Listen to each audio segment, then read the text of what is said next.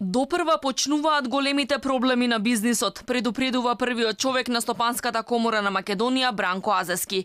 Според него, потешкотиите со ликвидноста ќе се интензивираат кон средината на мај, а драстичен пат на извозот веќе ќе има од јуни. Компаниите кои ја контактираат комората секојдневно се жалеле на бројни проблеми. Азески очекува владата точно да каже колку пари ќе се потрошат, во кои рокови и кои дејности ќе се поддржат.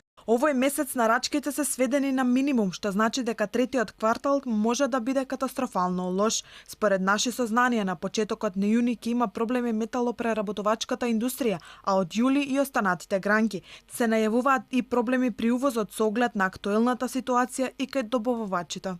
Според анкетата на Сојузот на стопански комори, пак бизнисите трпат огромни штети уште од март. Дури половина од фирмите се изјасниле дека загубите од работењето минатиот месец им биле помеѓу 80 и 100%. На 40% од компаниите обемот на работа им бил намален за повеќе од 80%. 15% од фирмите веќе поделиле откази. Од комората велат дека ако состојбата не се смени и нема соодветни економски мерки, скоро половина од бизнисите ќе го намалат бројот на вработени.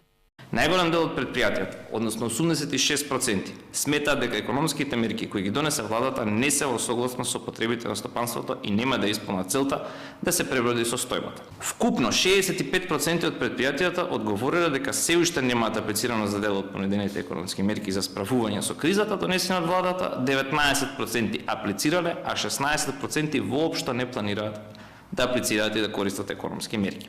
Критики стигнаа и од Стопанската комора на Северозападна Македонија. На најавите дека ќе почнат да се пишуваат казни за неносење маски и ракавици, нивните членки реагираат дека одговорни за однесувањето и дисциплината на луѓето треба да бидат органите на редот, а не бизнисите, односно директорите. Владината уредба со законска сила предвидува глоба од 2000 евра за компаниите и 500 евра за одговорното лице во деловниот простор, ако му дозволат влез на потрошувачот без заштитна опрема во нивните објекти.